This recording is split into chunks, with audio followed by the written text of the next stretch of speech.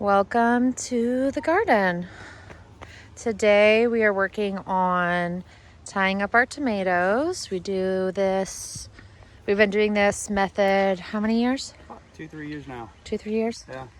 And we love it because, to be honest, okay, so here, let me show you the other method. One of the other methods we've done. These flimsy little cages, they don't do much. Okay, so this is our yellow tomato. It's patio choice yellow tomato. We got some blossoms coming on. This little sucker, it's fine in a little cage because it's a determinate tomato. It does not grow super tall, but this will be great. And we could add bamboo stakes to help support any heavy sections of blossoms. But then when you get to your the Mountain Pride and the Brandy Masters, you gotta give them some support. Yeah.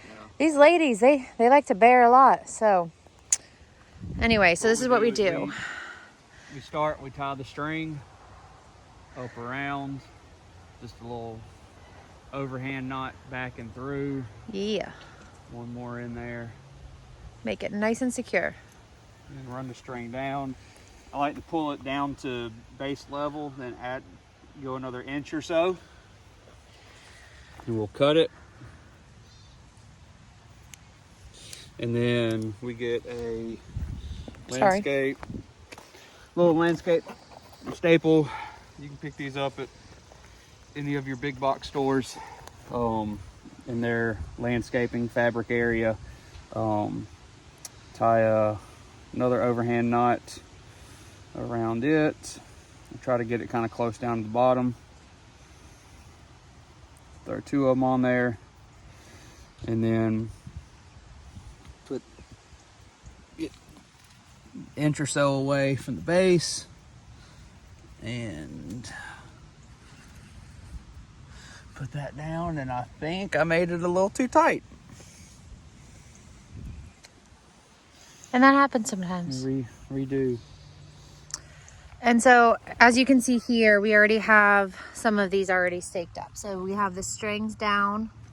We have the tomatoes. We put these plastic tomato clips on here.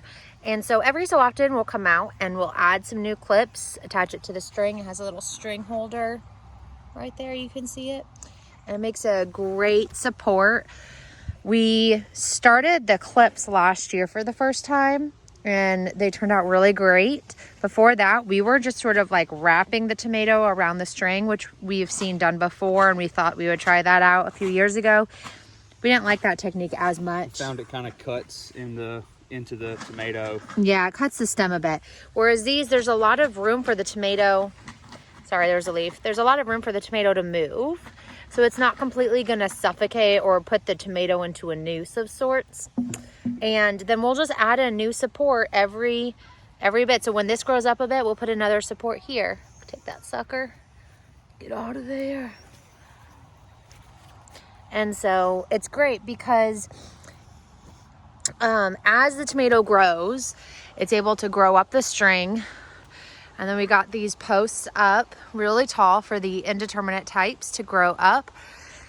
And last year, I think we had some grow up, and we actually let them like hang over the side of the pole and like just sort of fall down a bit. But it's really great for allowing us to see clearly what is on. We can cut bottom leaves. Sweetheart, you got the shiniest rocks. Good job, babe. And so there we go. That is how we trellis our tomatoes. If I can get this tied on here. And here is a little update on our zucchini that I hand pollinated. Look at that beauty. Pun completely intended. Look at that. So it has grown, I don't know, a full inch in like a day. In like, I don't know, 2 days. So that's a good sign. I am so excited. And we got these weird zucchini blossoms folded down under here. I'm trying to get it out, but it got stuck. I don't know what's going on there. Anyway, but We have another female coming, and we got some more male flowers coming up. So hopefully we'll get some more male blossoms to pollinate with. Yeah, baby girl. And then this one, we do not have any females ready, but they're coming. I don't know if you can see my bad camera angles, but there's some females coming. So hopefully we'll have some more zucchini ready there. And then on this other variety of zucchini, the gray zucchini, you can see we have some females coming up. So super excited. I got male flower here and a male flower here that I will be saving once they're ready to fall off for hand pollination if need be. So there's a little zucchini update. Strings. How's it working? I just had some scrap strings, tie two of them together to make one. How resourceful. I'm really excited about these Mountain Pride tomatoes. And that basil. So something I learned about basil, which I could be totally wrong about, but something that I was reading is that when you, hold on, trim the basil, take it in, you can use this to harvest. But what I did was I cut it down to the next section of 2. Okay, you see that? There's 2 right there.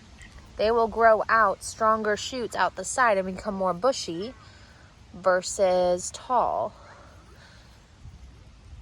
And so I do that.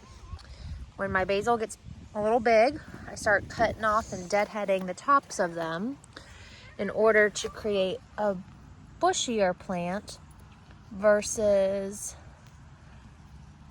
a tall plant.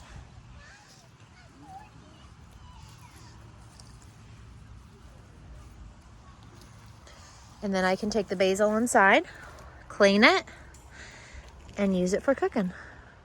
I like to dry my basil, but also use it fresh.